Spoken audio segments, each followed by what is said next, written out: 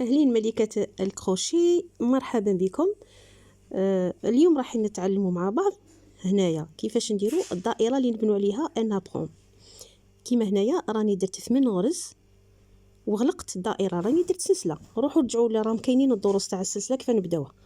نطلع كي نغلقها نطلع بثلاثه باش نبني البغيت، ونزيد زوج، نطلع ثلاثه ونزيد زوج، ونبدا نخدم في لي بغيت او العمود. واحد ونقفل زوج، واحد اثنين، ومن بعد نعاود ندخل في نفس الدائرة ونخدم واحد زوج.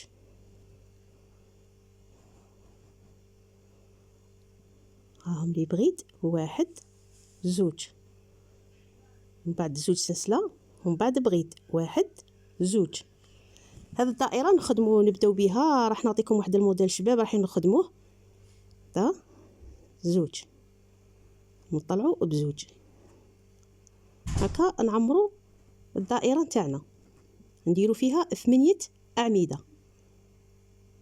هاي شوفوا، نحسبوا ديك السلسله اللي طلعنا بها الاولى تاع ثلاثة، وحده زوج ثلاثة أربعة خمسة ستة سبعة ثمانية. دوك واش ندير؟ نخدم زوج ونغلق، نحسب بثلاثة ونغلق، نحسب هذوك 3 غرزات ونغلقها.